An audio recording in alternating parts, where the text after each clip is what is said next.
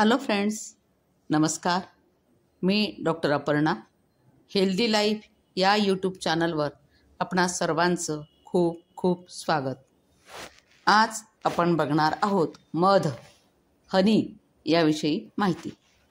हा मध आरोग्यासाठी कसा लाभदायक आहे, तो सेवन करताना काय काळजी घेतली पाहिजे, शुद्ध मध ओळखण्याच्या कोणत्या परीक्षा आहेत, हे सगळं बघण्यासाठी हा व्हिडिओ पूर्ण पहा. आणि तुम्ही जर या चॅनलवर नवीन असाल, चॅनल अजून सबस्क्राईब केलं नसेल तर माझं चॅनल जरूर सबस्क्राईब करा.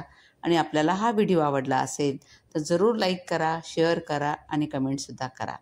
चला तर मग बघूया मध याविषयी माहिती. आयुर्वेदाच्या मते मधाचे 8 प्रकार आहेत. माक्षिक, भ्रामर, क्षौद्र, पौतिक, छात्र, आर्ध्य, औदालिक आणि दाल. यापैकी 6 प्रकारचा मध हा मधमाशांद्वारे तयार होतो आणि 6 प्रकारच्या मधाची नावे मध साठवणाऱ्या मधमाशांच्या नावावरून दिली गेलेली आहेत. आता मध, हनी हा सगळ्यांनाच माहिती आहे. मध हा कीटकजन्य आहे, पण तो औषधी पदार्थसुद्धा आहे. फुलांच्या परागकणांची मधमाशांच्या लाळेशी प्रक्रिया होऊन हा मध तयार होत असतं. आता मध तयार झालेलं आहे. मध आपण जेव्हा घरात आणतो, सगळ्यात महत्त्वाचं म्हणजे याची परीक्षा आपण आधी बघू, म्हणजे अस्सल मध कसा हे आपल्याला लक्षात येईल. तुमच्याकडे जर मध असेल तर तो मध तुम्ही जर चाखला तर जर तो अस्सल मध असेल तर त्या मधाचा गोडवा फक्त 15 सेकंदात नष्ट होतो. आणि जर साखर मिसळलेला तो मध असेल तर तो गोडवा 15 मिनिटसुद्धा टिकून राहतो. ही याची पहिली परीक्षा. नंतर खरा मध असेल तर त्यात पडलेली माशी किंवा एखादा कीटक त्यात पडला तर तो बाहेर येऊ शकतो आणि उडून जाऊ शकतो. तिसरी परीक्षा आहे, मधामध्ये कापसाची वात बुडवायची. ती जर पेटवली तर ती वात आवाज न करता पेटत राहते. चौथी परीक्षा अशी आहे की अस्सल मध जर असेल तर तो कुत्रा त्याला तोंड लावत नाही, कुत्रा तो मध खात नाही. पाचवी परीक्षा अशी सांगता येईल की चांगल्या मधाचा, अस्सल मधाचा थेंब पाण्यामध्ये टाकला तर तो तळाशी जाऊन बसतो. या 5 परीक्षा अस्सल मध शोधण्यासाठी आहेत. आता बघूया मध सेवन करताना काय काय काळजी घेतली पाहिजे. मधाचं अतिरिक्त सेवन करू नये. मुलांनी 20 ते 25 ग्रॅम आणि प्रौढ माणसांनी 40 ते 50 ग्रॅम यापेक्षा जास्त मध सेवन करू नये. एका वेळी, हे जी मी मात्रा सांगितली, एका वेळी यापेक्षा जास्त मध घ्यायचा नाही. आणि दीर्घकाळपर्यंत जास्त प्रमाणामध्ये मध सेवन करायचा नाही.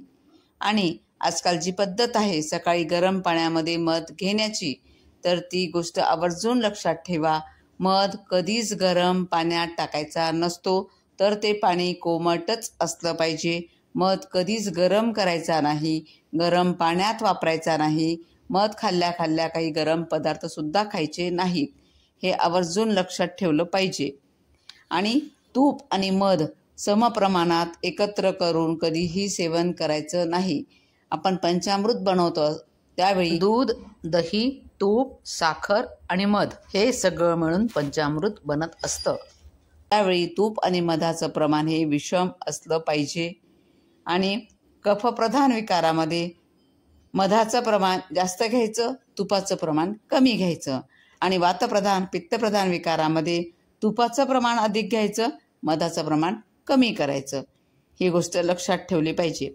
आणि मध घेताना तो काचेच्या किंवा चिनी मातीच्या बरणीतच भरून ठेवायचा.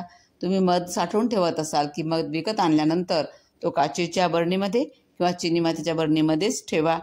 आता बघूया या मधाचे काय काय उपयोग आहेत. आयुर्वेदात मध हा औषध आणि अनुपान म्हणून वापरण्यात येतो. अनुपान म्हणजे काय, तर एखादं औषध ज्याच्यासोबत वापरलं जातं त्याला अनुपान म्हणतात. आता उदाहरणार्थ कफासाठी सीतोफलादी चूर्ण वापरलं जातं, तर ते मधासोबत घ्यायला सांगितलेलं असतं. म्हणजेच काय झालं, अनुपान. सौंदर्य वृद्धीसाठी मध हा विविध वस्तूंमध्ये मिसळून त्याचा चेहऱ्यावर लेप लावण्याचा सल्ला दिला जातो. त्यानंतर मध आणि लिंबू घेतल्यानं वजन कमी होतं. म्हणजेच लिंबू पाणी बनवायचं, त्यामध्ये मध टाकायचा आणि ते पाणी आपण प्यायचं. त्याने काय होतं, वजन कमी होतं आणि त्वचासुद्धा तजेलदार होते. आणि मधामध्ये नैसर्गिकदृष्ट्या कार्बोहायड्रेट्स असतात. ती खाल्ल्यानं शरीरामध्ये ऊर्जेचा स्तर वाढतो.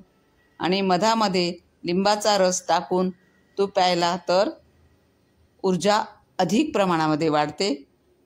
लहान मुलं, अशक्त लोक यांच्यासाठी मध अत्यंत उपयोगी आहे. आणि अशक्त मुलांसाठी मध आणि दूध हे शक्तिवर्धक आहेत. पण दूध गरम नसलं पाहिजे. आणि मधाचा आणखी उपयोग सांगताना असं सांगता येईल की मध आणि पाणी एकत्र करून त्याच्या पाण्याच्या गुळण्या केल्यानं घशातील वाढलेले टॉन्सिल्स बरे होतात. किंवा मधयुक्त पाणी आणि नुसता मध बराच वेळ तोंडात ठेवून गुळण्या केल्यामुळे तोंडात येणं, तोंडात फोड येणं, दाह, तृषाविकार असे तोंडाचे विकार दूर होतात. सकाळी रोज 2 तोळे मध थंड पाण्यात घालून 4-5 महिने प्यायल्यानं दाह, कंड आणि फोड येणं हे त्वचारोग संपूर्णपणे बरे होतात. आणि रोज सकाळी 1 ग्लास थंड किंवा किंचित कोमट पाण्यामध्ये किंवा रात्री दुधामध्ये 1 चमचा मध घालून जर प्यायलं तर मलावरोध दूर होतो. आणि जेव्हा भाजल्याची जखम असते तेव्हा स्वच्छ आणि पातळ कपडा मधात भिजवून त्या भाजलेल्या भागावर जर ठेवला तर खूप चांगला आराम मिळतो. आणि मध दिवसातून थोडा थोडा वेळा जर चाटवला गेला तर कफ मोकळा होतो आणि खोकलासुद्धा बरा होतो. मध आणि आल्याचा रस 1-1 चमचा घेऊन एकत्र करून सकाळ संध्याकाळ जर घेतला तर सर्दी बरी होते आणि भूक चांगली वाढते. आणि ताप आलेला असताना आणि विषबाधा झालेली असताना मध देऊ नये. अशा वेळी मध जर दिला गेला तर त्रास होऊ शकतो. मधामध्ये जी शर्करा असते, साखर असते, ती पचण्यासाठी अत्यंत हलकी असते, दाह न करणारी असते, उत्तेजक असते, पोषक असते, बलदायक असते आणि हृदयाला लाभदायक असते.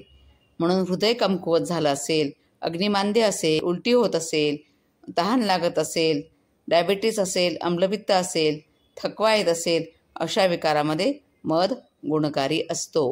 डायबिटीसमध्ये मध उपयोगी आहे, पण तो अस्सल मध असेल तेव्हा. आजकाल साखर मिसळलेला मध आपल्याला मिळतो आहे, त्यामुळे असा मध डायबिटीससाठी हानिकारक ठरू शकतो. म्हणून अस्सल मध असेल तरच तो डायबिटीस असताना वापरावा, अन्यथा मधुमेही रुग्णाने मध वापरूच नये. धन्यवाद.